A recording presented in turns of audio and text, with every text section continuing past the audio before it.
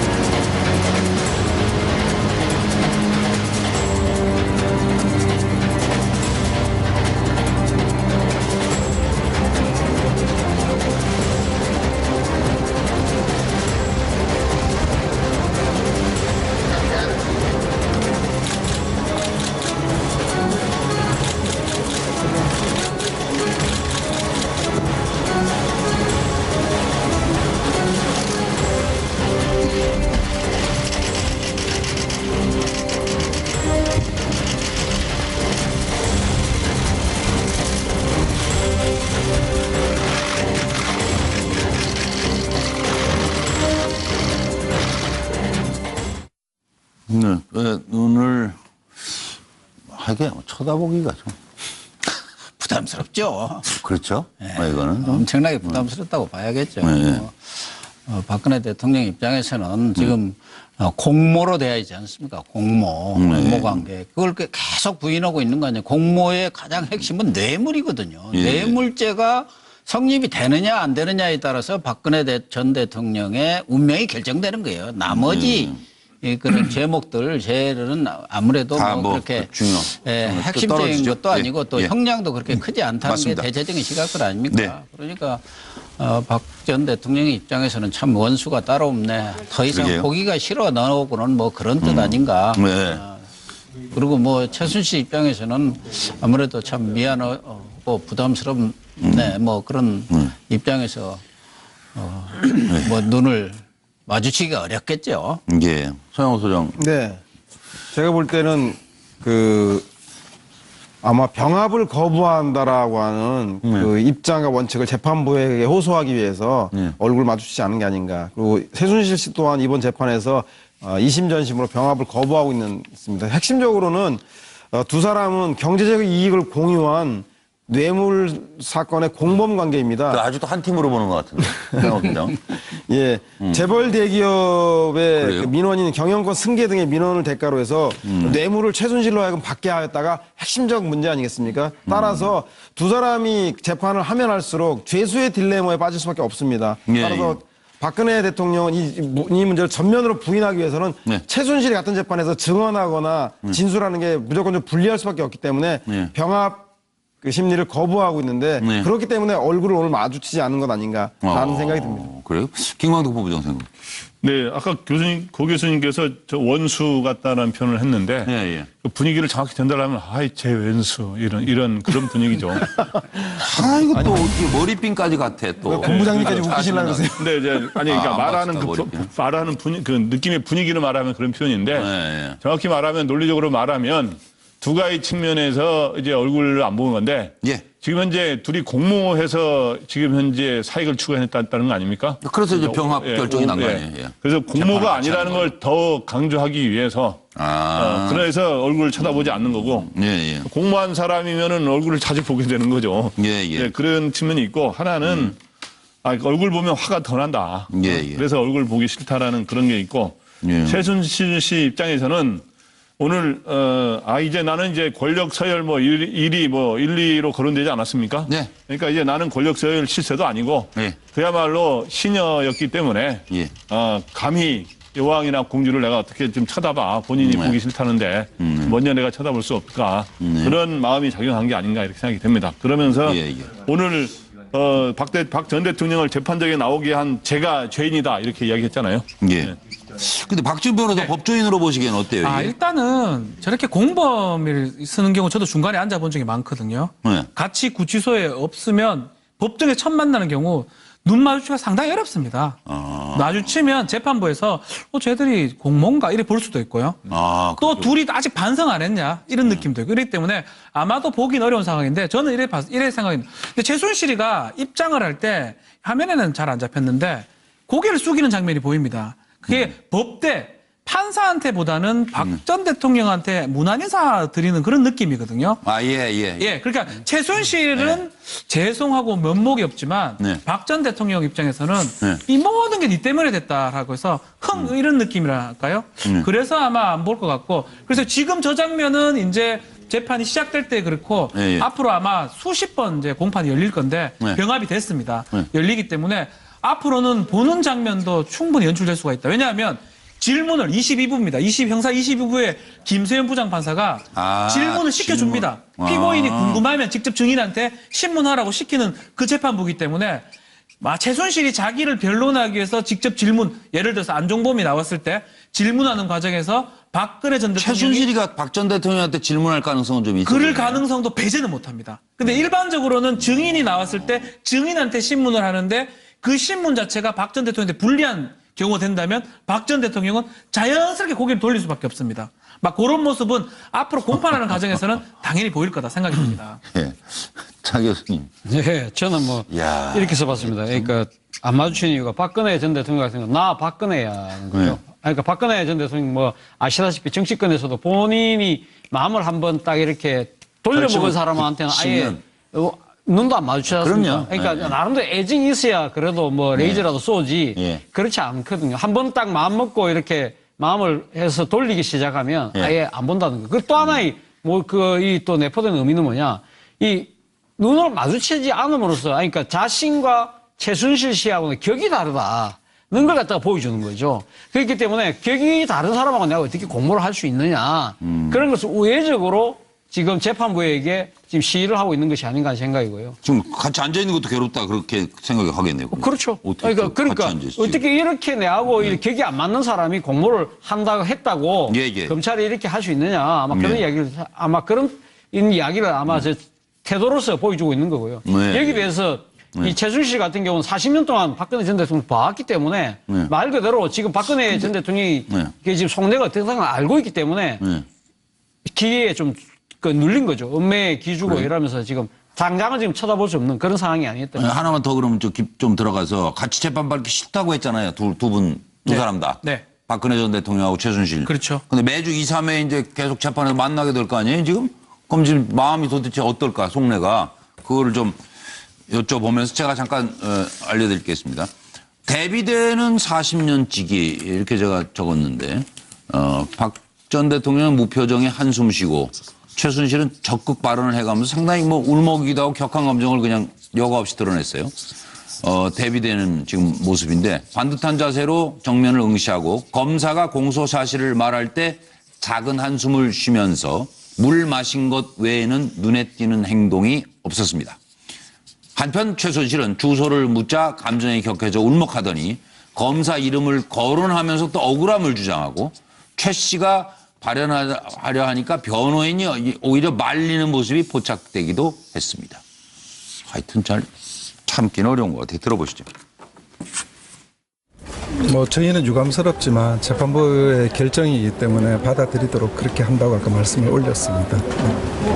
무엇보다 기록 검토 시간이 많이 필요하다라는 거를 많이 어필을 하셨는데요. 이 부분에 대해서는 어떻게 생각하십니까? 사실이니까요. 항고 일정에 대해서 무리가 있는 부분이 있습니까? 그렇습니다. 욕하지 않겠습니다. 오늘 재판장이 뭐 여러 가지 말을 많이 했습니다. 이게 이제 그 정치적인 투쟁은 끝났다. 걱정 드라마틱한 정치적인 투쟁은 끝났다. 이제 남아 있는 것은 법정에서 가려야 되는데 법정에서는 법과 정의, 양심, 이성에 따라서 법정에서 판결해 주기 바란다. 그냥 간곡하게 부탁을 했습니다. 박전 변호사부터 지금 유영하 변호사 표정이 왜 저래요?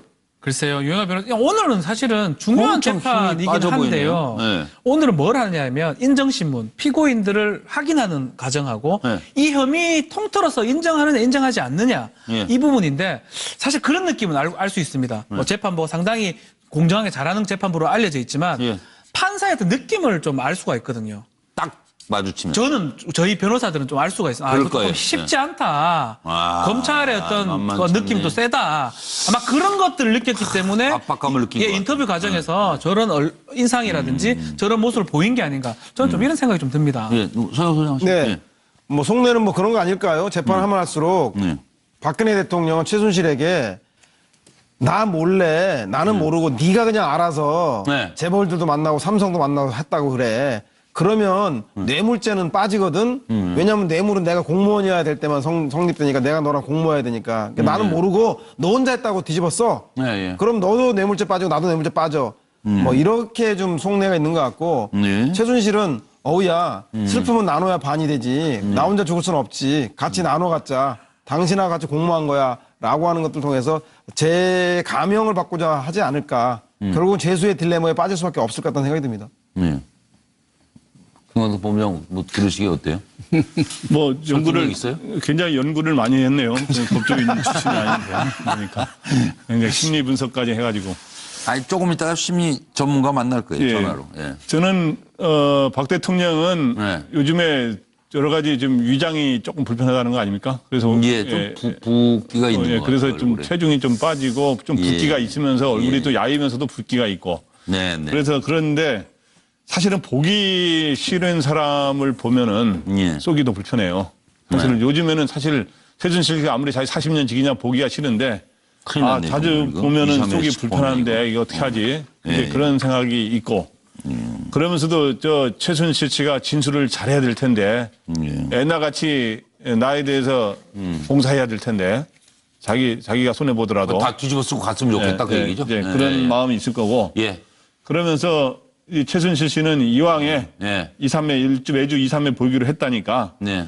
야 그걸 바꿀 수는 없는 거고 예. 이왕에 아. 예의는 잘 갖추고 잘 모시는 척하면서 잘 예. 모시면서 하면서 서로 사는 길을 찾아야지 이랬는데 서로 사는 길이 아니라 자기한테 손해가 보고 이런 진술을 해야 되고 박 전 대통령한테 도움이 되고 자기한테는 손해가 보는 일이 있을 때 네. 그때는 참 고민스러울 겁니다. 아, 그러니까 이거 거기서 교수님 보기에 최순실은 계속 얘기할 것 같은데요. 박 전 대통령 거의 재판 계속돼도 말 없을 것 같은데요.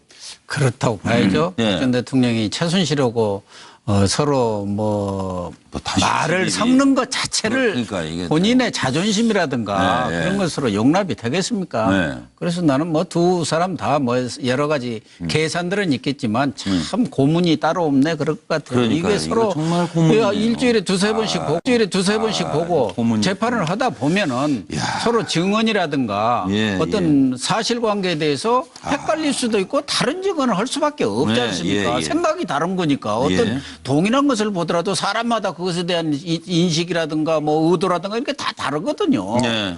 그러다 보면은 정말 처음에는 어떻게 좀 윤인하고 상생해볼까 하는 생각도 하다가도 그렇게 안 될 수가 밖에 없는 네. 그런 상황이 올 것은 뻔한 거고 그렇다 한다면은 두 사람은 앞으로 갈수록 정말 뭐 고문이 따로 없는 그런 뭐 상황으로 어떻게 보면은 진흙탕 싸움으로 가지 않을까 하는 생각도 그럴 가능성도 있고 들어요. 완전히 배제할 수는 없는 거고요. 뭐 최순실이가 최소한 뭐 A는 지키겠지만 네. 그럴 가능성도 저는 있다고 봅니다. 그러니까 이거 좋은 낯으로 헤어지기 어려워지는 것 같아요, 차 교수님. 그래서 그 전에는 바로 뭐 전화를 뭐 수백 통씩 하고 그랬다는 거 아니에요, 밤에도 하고 뭐. 그때는 뭐 다들한테 관계가 좋을 때고. 좋을 때고 그리고 또 어쨌든 뭐 같이 박근혜 협력해서 전 대통령이 막아보려고 당시 했는데. 막강한 권력을 쥐고 있을 때니까요. 그렇죠. 지금은 상황이 이제 다르지 않습니까? 이제 끈 떨어졌다 이거죠. 다른 사람의 그 판단에 의해서 두 사람의 처지가 지금 결정돼야 되는 그런 상황이기 때문에 어떻게 하면 내가 조금이라도 형을 좀 덜 받을까 그걸 부분을 고민하지 않을 수밖에 없는 거죠. 그렇다고 한다면 박근혜 전 대통령 입장에서는 이런 생각을 하지 않을까요? 내가 나를 진정 그러니까 위한다면 어떻게 처신해야 되느냐. 내가 지켜보겠다. 그런 아마 속내를 갖고 있는 것 같고요. 여기에 대해서 최순실 같은 경우는 완전 같은 재판정에서 지금 재판을 받기 때문에 자신의 일거수일투족을 박근혜 전 대통령이 다 지켜보고 있잖아요. 그렇다고 하면 자기만 살 길을 빠져나가기가 참 좀 뭐한 거죠, 사실. 그게 지금 바로 우리 거기서 말씀하신 것처럼 고문이 따로 없는데 어쨌든 이 최순실 생각은 나도 살아야 되는데 이런 부분이 참 고민이다. 그 면전에 대고 또 내가 이렇게 배신한 모습 어떻게 보이나 이런 부분들이 벌써부터 걱정이 막 되고 있지 않을까 생각합니다. 그리고 뭐 이 최순실 게이트가 다 밝혀진 게 아니지 않습니까? 그래서 어제 저희가 박관천 전 경정을 모시고 인터뷰를 하면서 많은 시청자들이 관심을 보여주신 데 감사드리고요. 어제 말미에 박경정, 박 전 경정 다시 오늘 모셨으면 하는 얘기를 제가 하고 마무리했습니다만 사실은 방송 끝나고 아주 어려움이 많다는 걸 토로했어요. 그리고 그 점을 저희도 이해하고 그 의견을 존중하기로 했고요. 그래서 오늘 모시지 못한다는 점을 좀 양해해 주십사 하는 말씀을 드립니다. 다만 다음 기회에 재수사 얘기를 본인도 했지 않았습니까? 그때 정말 그동안 밝힐 수 없었던 도대체 진짜 왜 이 지경까지 왔는지 그 진실을 숨김없이 우리 박관천 전 경정께서 밝혀주시길 바라고 내일 한 사람 저희가 만나볼 분이 있습니다. 아마 궁금하셨을 거예요. 어디 가서 뭐 하는지. K스포츠 재단에 그 재단 때문에 이 사달이 난 거 아닙니까? 거기에 노승일 부장이라고 생각나시죠? 최순실 게이트 내부 폭로자의 한 사람인데 노승일 부장 어디서부터 도대체까지 이게 잘못된 건지 그 속사정을 내일 만나서 들어보도록 하겠습니다. 오늘 재판정에 박근혜 전 대통령 그리고 본인이 너무나 잘 알고 모셨던 최순실 회장님 같이 앉은 모습을 보면서 아마 만감이 교차했을 것 같아요. 그리고 여러 가지 생각이 났을 것 같아요. 그리고 최순실이가 박 대통령 재판정에 나오게 한 제가 죄인입니다. 그럼 최순실은 무슨 죄를 지은 건지 그거를 내일 K스포츠 재단의 노승일 부장을 스튜디오에 초대해서 자세히 물어보도록 하겠습니다. 그리고 오늘 이 심리 상태를